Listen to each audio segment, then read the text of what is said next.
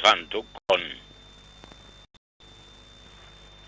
มาพบกันอีกในรายการปกิณกะแห่งธรรมะโดยธรรมภาพเจ้าวัดหนองตองทางตรงจังหวัดเชียงใหม่ในวันนี้ก็ตรงกับวันศีลวันธรรมเป็นวันแห่งพระพุทธเจ้าเดือน8เหนือขึ้น15ค่ำถ้าเป็นทุกปีที่ผ่านมาเดือน8เพ็งนี่จะเป็นวันวิสาขบูชาเป็นวันคล้ายวันประสูติตรัสรู้ปรินิพพานขององค์สมเด็จพระสัมมาสัมพุทธเจ้าแต่ถ้าว่าปีนี้เป็นปีอธิกมาศ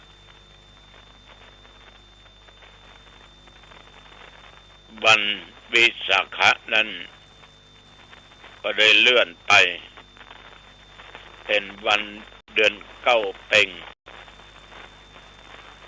เดือน9เพ็งเลื่อนไปอีก1เดือนแล้วเราจะไปเข้าพรรษากันเดือน10หลังฉะนั้นวันนี้ญาติโยมก่อนอื่นนั้นมาไหว้พระสวดมนต์ตามปกติที่เราได้บูชาพระรัตนตรัยมาตั้งใจเนอะโยมเนอะอรหังสัมมาสัมพุทโธภควาพระผู้มีพระภาคเจ้าเป็นพระอรหันต์ดับเพลิงกิเลสเพลิงทุกข์สิ้นเชิงตรัสรู้ชอบได้โดยพระองค์เองพุทธังภวันตังอภิวาเทมิข้าพเจ้าอภิวาทพระผู้มีพระเจ้าผู้รู้ผู้ตื่นผู้เบิกบานกราบพระพุทธสวากขาโตภควตาธัมโมพระธรรมเป็นธรรมที่พระผู้มีพระภาคเจ้าตรัสไว้ดีแล้วธัมมังนัมสสามิข้าพเจ้านมัสการพระธรรมกราบพระธรรมสุปฏิปันโนภควโตสาวกสังโฆพระสงฆ์สาวกของพระผู้มีพระภาคเจ้าปฏิบัติดีแล้วสังฆังนัมมามิข้าพเจ้านอบน้อมพระสงฆ์นะโมตัสสะภะคะวะโตอะระหะโตสัมมาสัมพุทธัสสะนะโมตัสสะภะคะวะโตอะระหะโตสัมมาสัมพุทธัสสะนะโมตัสสะภะคะวะโตอะระหะโตสัมมาสัมพุทธัสสะพุทธังสรณังคัจฉามิธัมมังสรณังคัจฉามิสังฆังสรณังคัจฉามิทุติยัมปิพุทธังสรณังคัจฉามิทุติยัมปิธัมมังสรณังคัจฉามิทุติยัมปิสังฆังสรณังคัจฉามิตติยัมปิพุทธังสรณังคัจฉามิตติยัมปิธัมมังสรณังคัจฉามิตติยัมปิสังฆังสรณังคัจฉามิปานาติปาตาเวระมณีสิกขาปะทังสมาธิยามิศีลสิกขาบทนี้เว้นจากการฆ่าสัตว์ทุกชนิด อาทินนาทานาเวระมณีสิกขาปะทังสมาธิยามิสินสิกขาบทนี้ละเว้นจากการลักการขโมยโดยที่เจ้าของเปิ้นบ่ได้แบ่งปันให้กาเมสุมิจฉาจาราเวระมณี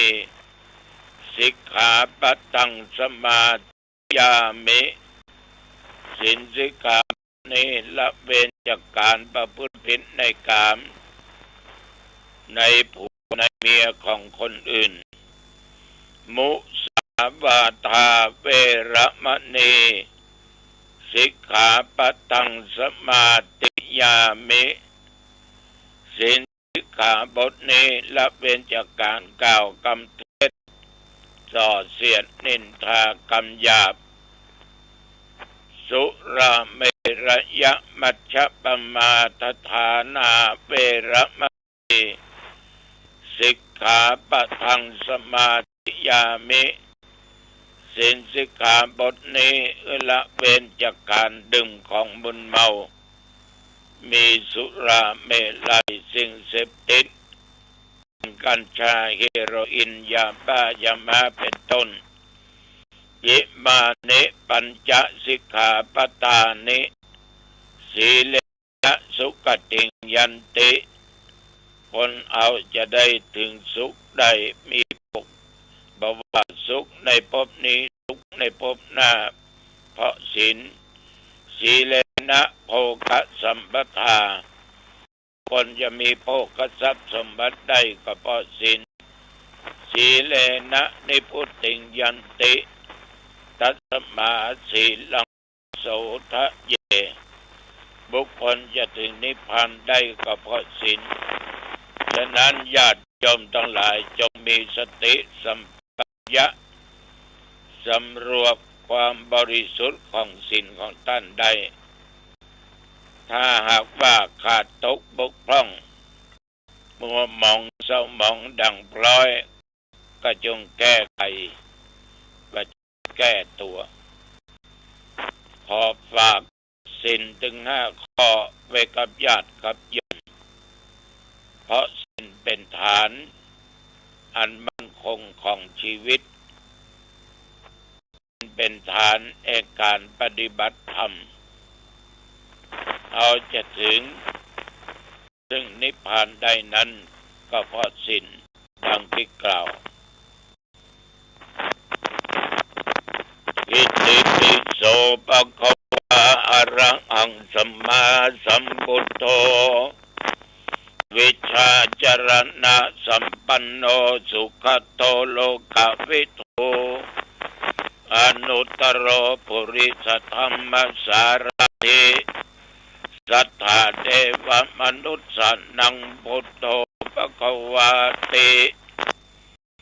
ยันตุนิมิตตังอวมังคลัญจาโยจัมมนาโปกุณัสสะสัทโธปะปะกะโหโตสุปินังอากันตังพุทธานุภาเวนะวินาสเมนตุสวากขาโตภะคะวะโตโมสันติติโกอาคาลิโกเอกิปัสสิโกโอปนายิโกปัจจตังเวทิตาโพวิญโยอิติยันตุนิมิตตังอวมังคลัญจาโยจัมมนาโพสกุณัสสะสัทโธปะปะกะโหโตสุปินังอากันตังธัมมานุภาเวนะวินาสเมนตุสุปฏิปันโนภะคะวะโตสาวกสังโฆอุชุปฏิปันโนภะคะวะโตสาวกสังโฆญายะปฏิปันโนภะคะวะโตสาวกสังโฆสามิจิปฏิปันโนภะคะวะโตสาวกสังโฆยะติตังจัตตาริปุริสยุคเนอัฏฐปุริสปุคลา เกสะปะคะวะโตสาวกสังโฆอาหุนยโยปะหุนยโยทักขินยโยอัญชลีกรณีโย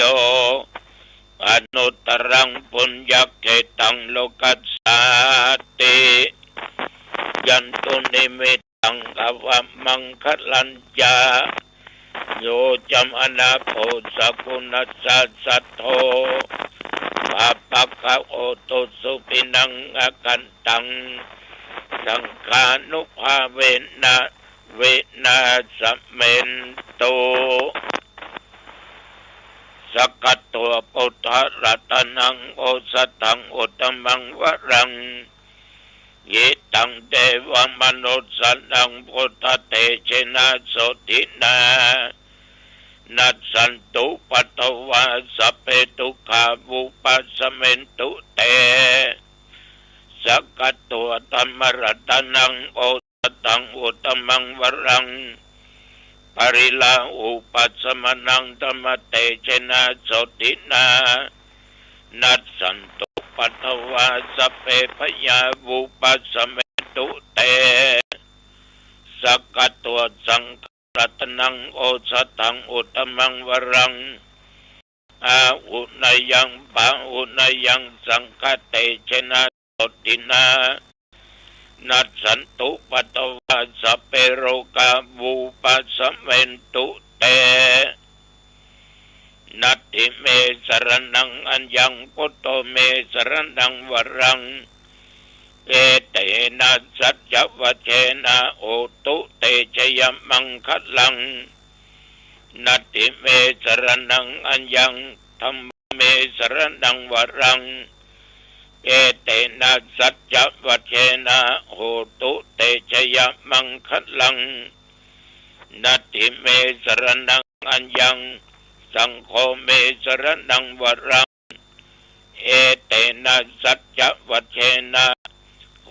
ตุเตชยมังคลังอัตติอุณัสสะวิจโยธัมโมโลเกอนุตตโรสัพพสัตอิตัตถายะตังตวังกันหาเยเตวัตเต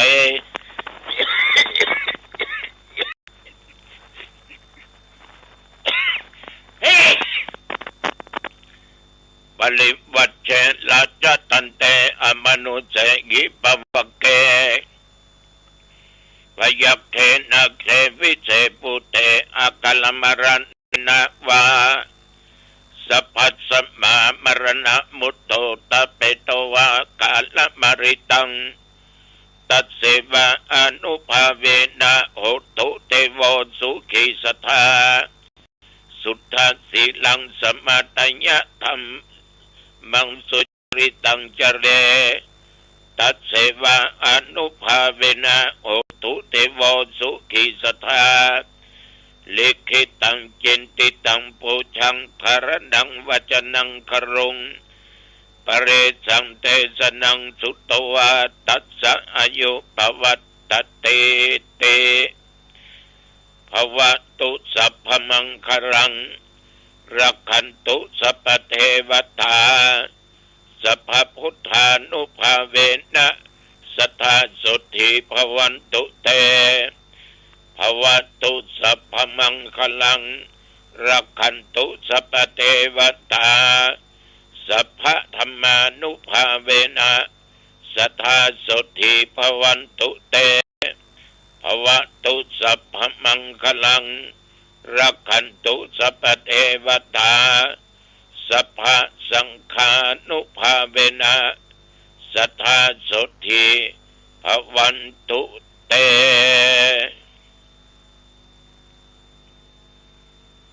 โดยบทพุทธานุภาพธรรมานุภาพสังฆานุภาพบทยันตุนิมิตตังสักกัตตวาอัตถิอุณัสสะวิจัยโยบทมนต์อันศักดิ์สิทธิ์เหล่านี้จงมาปกป้องคุ้มครองรักษาอย่างตนตัวข้าพเจ้าและญาติโยมท่านผู้ฟังทุกท่านทุกคน แม่นว่าได้ตรงโรคภัยไข้เจ็บโลกาเปียธิอันนักอันร้ายนอกกายในกายทุกส่วนขอพุทธานุภาพธรรมานุภาพสังฆานุภาพมนต์ต่างๆเหล่านี้จงกำจัดโรคภัยไข้เจ็บเปียธิต่างๆอันนักอันร้ายหมอยุกหมอยาบางหายกินยาบางหายขอให้อันตรธานสัวหายมีความสุขกายสบายใจแม่นเดินทางไปเหนือใต้ตกออกสารทิศใดก็ตามไปก็มีใจมาก็มีโชคปราศจากภัยพิบัติต่างๆเพราะว่าอุทกภัยวาตภัยอัคคีภัยโรคาภัยอุบัติภัยอย่าได้เกิดมีมามีความสุขกายสบายใจที่จำเริญด้วยสติปัญญาบัดตั้งตนตัวอยู่ในความประมาทแม่นญาติโยมทำการค้าการขายสิ่งใดก็ตามจงประสบผลสำเร็จในชีวิตจำเริญในหน้าที่กิจการงานยิ่งขึ้นไปอายุวันโนสุขังพลังกรมอุตุท่านได้ประกาศบอกตักเตือนพายุโซนร้อนฝนจะตกหนักลูกเห็บจะมีมาระวังตั้งแต่ตะวามาจนถึงวันนี้และต่อไปแต่นับเมื่อตะวันวาถึงปัจจุบัน24 ชั่วโมงโยมทั้งหลายเอาทุกคนโชคดีมีบุญผ่านมาอีก1 วันและต้องผ่านต่อไปจนได้120 ปีตะวานี้ในวัดหนองตองและใกล้เคียงบ่มีรายงานว่าฝนตกแม้แต่เม็ดเดียวหยดเดียวตะวาฉันเจ้าแล้วก็ไม่ไปไหนแต่ว่าก็มีญาติโยมได้มากระทำบุญมาขอมาคารวะสะเก้าดำหัวปีใหม่แต่ว่ามีคณะโยมหมอโรงพยาบาลหางดงโดยการนำของผู้โดยการเจ้าหน้าที่มาสะเก้าดำหัวในปีใหม่เมืองเหนือนี้ก็ต้องขออนุโมทนาต่อโยมหมอทุกท่านทุกคนเป็นอย่างมากขอบใจต่อญาติโยมที่ได้นำอาหารมาเลี้ยงเพลแก่ภิกษุสามเณรที่วัดหนองตองทั้งบวชใหม่บวชเก่าขออนุโมทนาเป็นอย่างมากเวลาโอกาสนี้สำหรับวันนี้เวลาประมาณ8 โมงเมื่อคืนปะกันที่วัดลำจ้างตำบลประตูป่า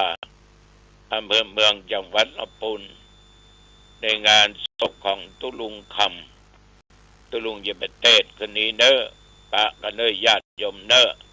ที่วัดลำจ้างตำบลประตูป่าอำเภอเมืองลำพูนนี่เช่นเดียวกันที่วัดพระธาตุเจ้าหลิปุญชัยมีการส่งน้ำพระธาตุเจ้าหลิปุญชัยเนอญาติโยมไปจะไปก็ไปกันได้ตำบลหนองตองมีวัดพระเจ้าเลื่อมในตำบลหนองตองก็ส่งน้ำพระธาตุเดือน8 เพ็งเป็นประจำทุกปีจึงขอเจริญพรญาติโยมได้รับรู้รับทราบกันตามนี้พี่น้องศรัทธาสาธุชนญาติโยม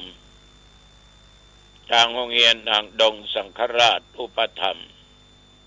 ที่วัดกำแพงงามตำบลหางดงอยากได้ทำการเปิดป้ายอาคารหลังใหม่ที่ทางมูลนิธิร่วมกตัญญูมาสร้างถวายถึงอาคารเรียน8 ห้องเรียนและ ห้องน้ำอีก10 ห้องจะทำการเจริญพุทธมนต์อบรมสมโภชเปิดบ้าน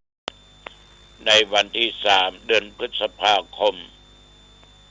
โดยทางประธานมูลนิธิร่วมกตัญญูและเจ้าหน้าที่และคณะสงฆ์มีพระมหาเถระจากวัดมหาธาตุยุวราชรังสฤษฎ์ท่าพระจันทร์อุบาเจ้าเทืองและพระสงฆ์หลายรูปด้วยกันร่วมพิธีในวันที่3ในวันที่4นั้นคณะสงฆ์อำเภอหางดงจัดต้นขวตาลทุกวัดแห่ร่วมทำบุญเพื่อหากองทุนนั้นสร้างดมไว้เป็นที่ประชุมเป็นที่อบรมเป็นที่จัดกิจกรรมต่างๆของนักเรียนและของผู้ปกครองตลอดจนหน่วยงานต่างได้ยังใจประมาณอีกมากญาติโยมภายมีศรัทธาอยากจะร่วมสร้างเจริญพรที่วัดกำแพงงาม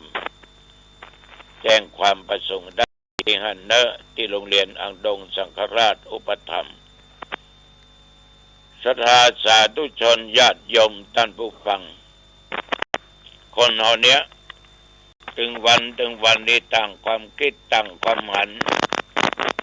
เอาจังห้องกันว่ามันเป็นลัทธินั้นลัทธินี้ก็เกิดมาจากความคิดเห็นของแต่ละท่านแต่ละคนบางครั้งความคิดนั้นมันอาจจะถูกต้องและไม่ถูกต้องถ้ามันความคิดเกิดมันไม่ถูกต้องแล้วตามก็จะนำความหายนะความเดือดร้อนเกิดขึ้นแต่บางครั้งนั้นเป็นคนที่มีทิฏฐิมานะยึดมั่นถือมั่นในสิ่งนั้นอันเป็นการบรรทุกก็จะหาความสุขถึงพบนี้พบหน้าได้ยากเหมือนกับชดิน3 พี่น้องญาติโยมชดิน3 พี่น้องนี่มีบริวารทำนะถึง1,000 คนก่อนเป็นลัทธิที่บูชาไฟคือความร้อน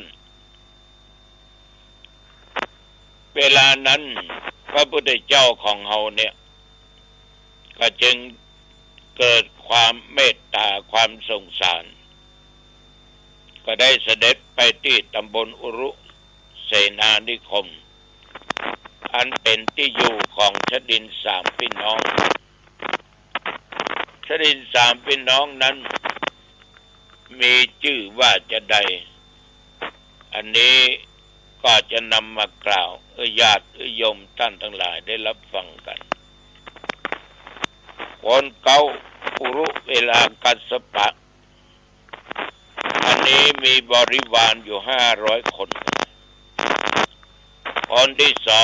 2นาทีกัสสปะคนนี้ย่อยเหวใด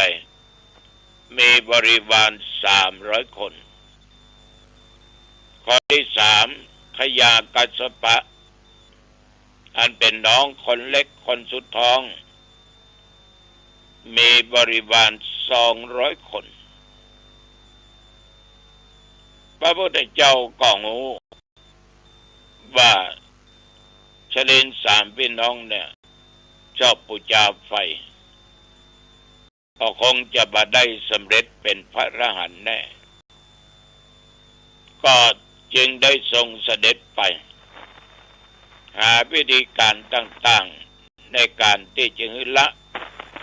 ยังความคิดอันผิดเหล่านั้นก็เข้าไปแล้วก็ทรงทรมานอุรุเวลากัสสปะ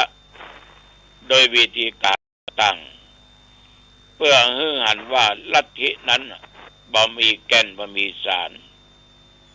ส่วนอุรุเวลากัสสปะนั้นสลดใจญาติโยม ก็ยอมแพ้ยอมการพุทธเจ้าพร้อมกับลูกศิษย์ลูกหาทั้งหลายนั้นท่านหลายเพราะว่าเขาเหล่านั้นได้ปฏิบัติไปตามหัวหน้าคือรุเวลากัสสปะเมื่อปราบได้ก็สละเครื่องบริขารต่างๆในการถือเป็นนักพจน์บูชาไฟไหลล่องแม่น้ำไปแล้วก็ขออุปสมบทพระพุทธเจ้าก็ได้ทรงเมตตาธรรมบวชอุรุเวลากัสสปะและบริวาร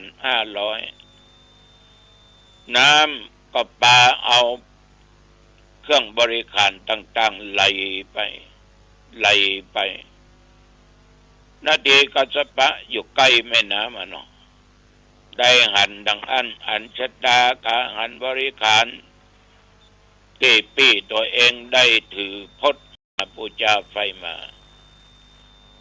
เพราะว่าต้องเกิดอันตรายต่อปี้ของตัวเองแน่จึงได้ปาบริวารพรรคพวกจำนวน300 คนนั้นเดินทางไปที่อุรุเวลากัสสปะเมื่อไปหันก็ปี้ตุกเก่านั้นบวชเป็นพระภิกษุในพุทธศาสนากับบริวารอีกถึง500ก็เกิดความเลื่อมใสขึ้นพุทธเจ้าได้ทรงสเทศนาธรรมสละชดาบริขารต่างๆแล้วก็บวชตึงหมู่ลูกน้องอีก300ญาติโยมเอาลอยน้ำไปเมื่อลอยน้ำไปนั้นขยะกัสสปะก็อยู่ที่ตั้งใต้แวะริมแม่น้ำอันชดาอันบริขารของพี่ให้เขาเกิดเหตุร้ายแน่ก็จึงปากันไปเมื่อไปก็หันปี้ถึง2 บวชกับบริบาล800 บวชเรียบร้อยก็เลยสละเครื่องต่างๆนานาบวชญาติโยมถึงลูกน้องกัน200ได้ปัน300 องค์แหละพุทธเจ้าก็หาธรรมที่มาเทศนาแก่ภิกขุทั้งหลายเหล่านั้นก็แสดงอาทิตตปริยายสูตรมีใจความเกี่ยวกับเรื่องของความร้อนสิ่งทั้งปวงเป็นของร้อนเพราะว่าอายตนะภายในอายตนะภายนอกเกิดมากระทบกันมันก็เกิดเป็นอารมณ์เป็นความร้อนได้อันนี้อู้จาโดยย่อโดยสังเขปญาติโยมท่านทั้งหลายได้รับฟังกัน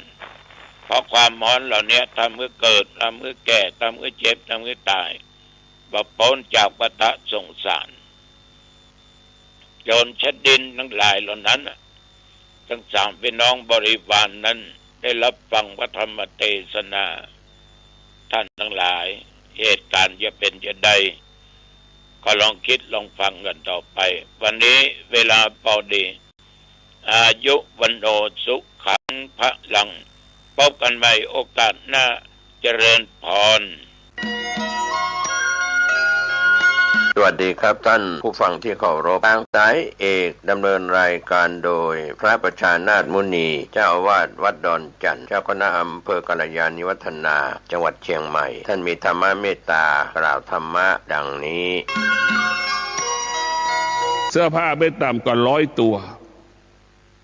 นึกดูอย่างคนก็20 กว่าตัวละ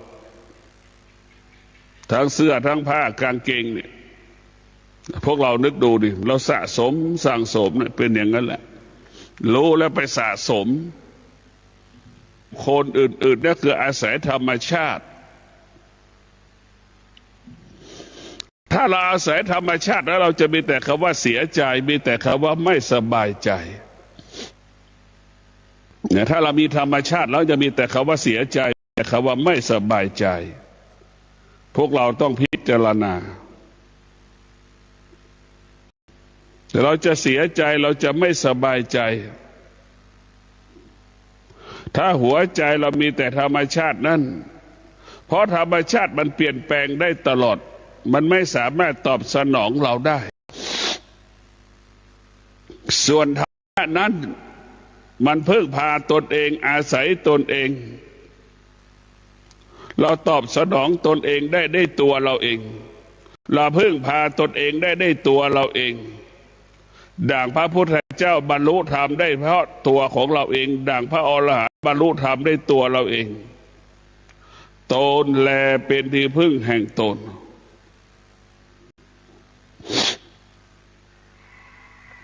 เราจะต้องพิจารณาเราจะต้องเอาชีวิตเหล่านั้นออกจากธรรมชาติจะมาให้จิตเราไปยึดติดธรรมชาติเช่นพ่อแม่สามีภรรยาลูกไม่เป็นธรรมชาติแต่มันเป็นธรรมเราจะไม่ให้เข้าไปยึดติดเราไม่ให้เข้าไปยึดติดสิ่งที่เป็นธรรมชาติแต่เราไม่ให้เข้าไปยึดติดรู้เฉย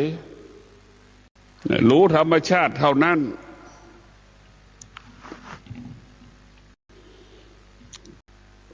ดูแลเราเขามาดูแลเราก็รู้เฉยๆว่าเขามาดูแลเรา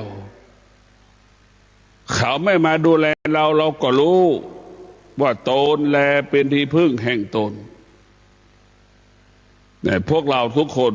รู้จงรับรู้ความเป็นจริงว่าไม่มีใครอยู่กับเราได้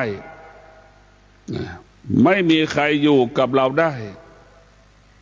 มีแต่ธรรมะคือสติรู้สึกตัวเท่านั้นมีแต่ธรรมะสติสัมปชัญญะให้เรารู้สึกตัวเท่านั้นรู้สึกตัวนั่นแหละคือการตื่นรู้การรู้สึกตัวนั่นคือการตื่นรู้การตื่นรู้เมื่อจิตมันตื่นรู้จิตนั้นจะอยู่กับความเป็นจริงจิตตื่นรู้จิตจะอยู่กับความเป็นจริงจิตนั้นมันตื่นรู้มันจะอยู่กับความเป็นจริงพวกเราได้พิจารณาชีวิตของเรามันต้องพึ่งพาหลักธรรมคำสอนของพระพุทธเจ้าดังที่กล่าวมาแล้วว่าพ่อแม่สามีภรรยาลูกน่ะไม่สามารถอยู่กับเราได้ไม่สามารถเป็นที่พึ่งของเราได้สิ่งที่เป็นที่พึ่งของเราได้ก็คือตนแลเป็นที่พึ่งแห่งตนคือธรรมะให้เราเข้าใจความจริงให้เราเห็นความจริงคือธรรมะว่าเกิดแล้วมันก็แก่แล้วมันก็เจ็บแล้วมันก็ตายคนที่ปฏิบัติธรรมเท่านั้นถึงเข้าใจคำว่าเกิดคำว่าแก่คำว่าเจ็บคำว่าตายคนที่ไม่ปฏิบัติธรรมเนี่ยไม่เข้าใจคำว่าเกิดคำว่าแก่คำว่าเจ็บคำว่าตายทำไมเข้าใจไม่เข้าใจแล้วก็ไม่ยอมรับคำว่าแก่คำว่าเจ็บคำว่าตายอีกต่างหากผู้ที่ปฏิบัติธรรมเนี่ยจะเข้าใจคำว่าแก่คำว่าเจ็บคำว่าตายจะอยู่ความแก่อยู่กับความเจ็บกับความตายได้อย่างปกติยามใดแก่ปรากฏเจ็บปรากฏตายปรากฏรอบๆตัวเราก็ไม่สะเทือนไม่หวั่นไหวผู้ที่ปฏิบัติธรรมจึงรู้ความจริงเห็นความจริงว่ามันเป็นเช่นนี้เป็นแบบนี้เสมอเหมือนกันหมดแต่เราต้องรู้แล้วว่ารู้ความจริงว่าเวทนาเนี่ยเป็นความจริงที่เราต้องรู้ของธรรมะอุปทานเนี่ยเป็นความจริงที่เรารู้เวทนาเนี่ยเหมือนเครื่องปรุงก๋วยเตี๋ยวนั่นแหละพวกเราทั้งหลายอุปทานก็เหมือนเราไปยึดติดในรสชาติเครื่องปรุงก๋วยเตี๋ยวนั่นแหละครับเราไปยึดติดมันนี่แหละพวกเราทั้งหลายเป็นเครื่องปรุงของกิเลสเวทนามีความรู้สึกเวลาไปกินเครื่องก๋วยเตี๋ยวน่ะไปเทเครื่องปรุงเข้าใส่ในก๋วยเตี๋ยวทำไมมันมีรสชาติขึ้นมาทันทีเลยแล้วเราก็ไปหลงรสชาติมันแล้วก็ไปติดรสชาติมันเนี่ยเราพวกเราทั้งหลาย เวทนาอุปทานนั่นนะเหมือนเครื่องปรุงก๋วยเตี๋ยวรสชาติก๋วยเตี๋ยวนะมันก๋วยเตี๋ยวปราศจากเครื่องปรุงก็เป็นอีกอย่างหนึ่งก๋วยเตี๋ยวมีเครื่องปรุงด้วยเครื่องก๋วยเตี๋ยวปรุงด้วยเครื่องปรุงก็อีกอย่างหนึ่งรสชาติมันเราจะเห็นว่าคนที่ปฏิบัติธรรมก็อีกอย่างหนึ่งคนที่ไม่ปฏิบัติธรรมก็อีกอย่างหนึ่งคนที่ปฏิบัติธรรมหรือผู้ที่มีปัญญาเนี่ยก๋วยเตี๋ยวจะมีเครื่องปรุงหรือไม่มีเครื่องปรุงก็กินได้เป็นปกติ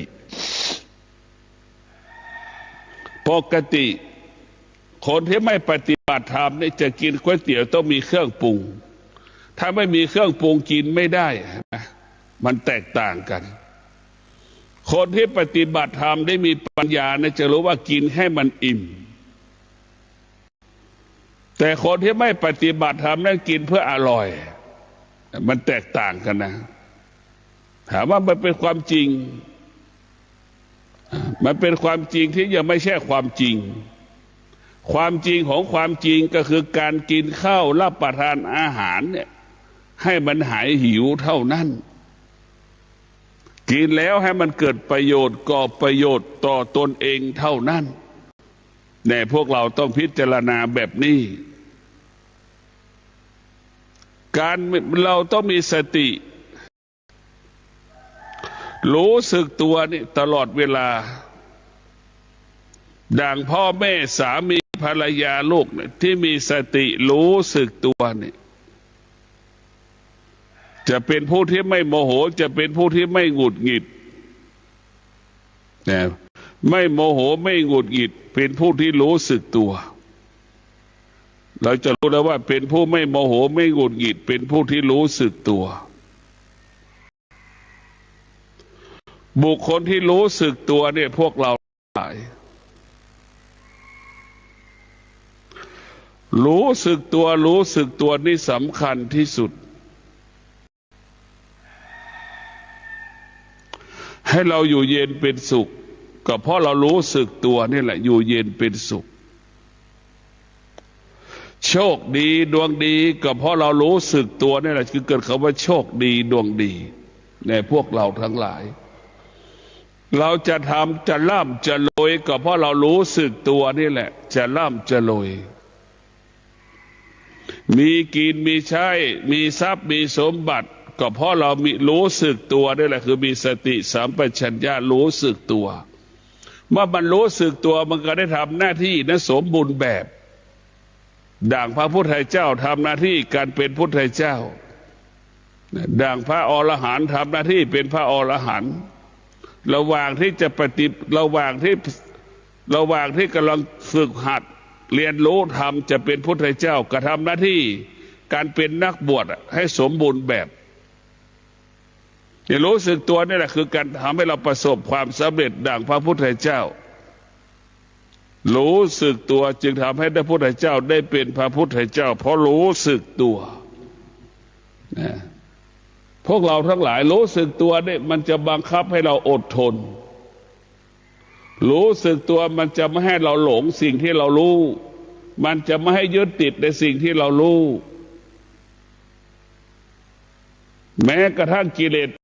ราคะที่มันปรากฏมันก็จะหยุดเพราะมันรู้ว่ามันไม่เที่ยงเราไม่รู้ว่าเป็นของเป็นพิษความโลภความโกรธความหลงกิเลสตัณหาราคะเป็นสิ่งที่เป็นพิษเป็นสิ่งที่เป็นโทษมันจะพิจารณาว่าเป็นสิ่งที่เป็นโทษต่อการดำเนินชีวิตการเป็นผู้ปฏิบัติธรรมมันเป็นโทษแต่เราต้องเข้าใจว่าการเป็นโทษรูปนี่ก็เป็นโทษต่อตาเสียงก็เป็นโทษต่อหูกลิ่นก็เป็นโทษต่อจมูกพวกเราทั้งหลายรสชาติผลไม้อาหารก็เป็นโทษต่อลิ้นมันเป็นโทษมันไม่ได้สร้างสรรค์นะจะว่ามันจะเป็นโทษหมดส่วนมากโดยปกตินอกจากเราปฏิบัติธรรมประพฤติธรรมเข้าถึงธรรมรูปไม่มีโทษเพราะเราอยู่เหนือรูปเสียงก็ไม่เป็นโทษเพราะเราอยู่เหนือเสียงกลิ่นก็ไม่เป็นโทษเพราะเราอยู่เหนือกลิ่น สัมผัสกับรสชาติมะขามมะม่วงเราก็เหนือมันนี่เราจะอยู่นะเมื่อเราอยู่เหนือมันก็ไม่มีอะไรเนี่ยเราพวกเราทั้งหลายมันไม่มีอะไรเลยเราอยู่เหนือสิ่งที่เรารู้เนี่ยเราต้องอยู่เหนือสิ่งที่เรารู้เราต้องพิจารณาว่าสติสัมปชัญญะเรารู้สึกตัวเนี่ยเรารู้สึกตัวเนี่ยเป็นมงคลกับชีวิตเนี่ยรู้สึกตัวได้เป็นมงคลกับชีวิตหรือสิ่งดีงามๆสิ่งที่ดีๆจะเกิดขึ้นกับชีวิตของเราเมื่อเรารู้สึกตัวนี่แหละรู้สึกตัวนี่แหละนอนแล้วมีความสุขก็เพราะเรารู้สึกตัวนี่แหละเราจะไม่คิดถึงอดีตนี่เราจะนอนเรารู้สึกตัวเราจะไม่คิดถึงอนาคตนี่แหละเรารู้สึกตัวเราจะอยู่กับปัจจุบันเท่านั้นเนี่ยแหละคือคนที่มีบุคคลที่มีสติสัมปชัญญะจะเป็นผู้ที่รู้สึกตัวอยู่ตลอดเวลาจะให้ค่าการรู้สึกตัวอยู่ตลอดเวลาเราจะรู้สึกตัวว่าเราแก่เรารู้สึกตัวว่าเราเจ็บเราป่วยเรารู้สึกตัวว่าความตายกำลังจะปรากฏเนี่ย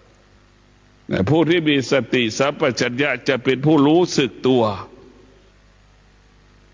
เรื่องร่างกายของเราจะเน้นการรู้เขาว่าผู้ที่มีสติสัมปชัญญะจะเน้นกายกับจิตเป็นหลักจะเน้นเขาว่าสิ่งทั้งหลายทั้งปวงมันไม่เที่ยงแล้วก็อยู่เหนือสิ่งที่มันไม่เที่ยงนะพวกเราทั้งหลายอยู่กับสิ่งที่มันไม่เที่ยง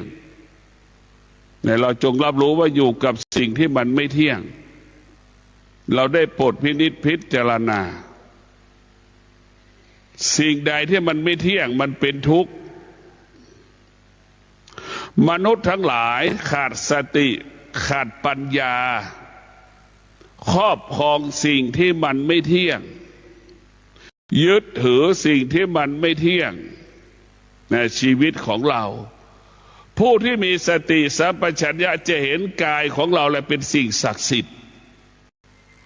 เห็นกายของเราเป็นสิ่งศักดิ์สิทธิ์คนที่ขาดสติขาดปัญญาก็จะเห็นเทวรูปเป็นสิ่งศักดิ์สิทธิ์แต่พวกเราทั้งหลายคำว่าศักดิ์สิทธิ์ก็หมายถึงสติของเราเนี่ยแหละเมื่อเรามีสติสัมปชัญญะเราจะเป็นผู้ศักดิ์สิทธิ์เราจะเป็นผู้ที่มีวาจาสิทธิ์คิดสิ่งใดก็สำเร็จพูดสิ่งใดก็สำเร็จทำการใดๆก็สำเร็จเพราะเรารู้สึกตัวนะเนี่ยสติสัมปชัญญะให้เรารู้สึกตัวเมื่อเรารู้สึกตัวได้แหละพวกเราจะทำให้เรานั้นสบาย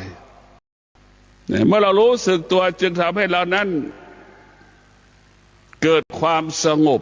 รู้หมดแต่จิตมันรู้ด้วยความสงบหรือเราเรียกว่าสงบรู้ไม่ตอบสนองสิ่งที่เรารู้อยู่เหนือสิ่งที่เรารู้เพราะมันสงบมันจะอยู่เหนือสิ่งที่เรารู้มันจะไม่เกิดอาการมันจะไม่สำแดงอาการรู้ด้วยวิชาปัญญารู้แจ้งซึ่งความจริงเราจะอยู่เหนือเวทนาอุปทานเราจะละเวทนาอุปทานแต่ผู้ที่พิจารณาผู้ที่มีสติสัมปชัญญะเนี่ยผู้ที่มีสติสัมปชัญญะจะเห็นกายของตนเห็นกายของตนเป็นสิ่งสำคัญรูปก็ดีเวทนาก็ดีเนี่ยมันเป็นพิษต่อชีวิตผู้ปฏิบัติเราจะเห็นว่ารูปเวทนาสังขารสัญญาสังขารวิญญาณเนี่ยมันเป็นอุปสรรคปัญหาต่อกันต่อผู้ปฏิบัติเป็นสิ่งที่ปิดกั้นขวางกั้นการต่อผู้ที่ปฏิบัติแล้วเราจะเห็นสิ่งนี้แหละรูปเวทนาสังขารวิญญาณเนี่ยทั้งหลายเราเนี่ยรู้สิ่งเหล่านี้หมดเลยรูปก็รู้เวทนาก็รู้สัญญาก็รู้วิญญาณเราก็รู้ เราจะรู้มันแล้วก็อยู่เหนือมันรู้เราก็ละมันรู้มันเราก็ไม่ตามรู้มันเนี่ยเราจะไม่ตามรู้สิ่งที่เรารู้เนี่ยพวกเราต้องเข้าใจว่าอย่างบอกแล้วว่ามีคนส่วนหนึ่งเห็นเทวรูปทั้งหลายเป็นสิ่งศักดิ์สิทธิ์เข้าใจว่าเทวรูปทั้งหลายจะบันดาลให้เรานั้นประสบความสำเร็จคนอีกส่วนหนึ่งเห็นสติเห็นปัญญาเป็นสิ่งศักดิ์สิทธิ์บันดาลความสำเร็จให้เราได้ก็คือสติกับปัญญานี่คือจะประทานให้เราประสบความสำเร็จในสติกับปัญญา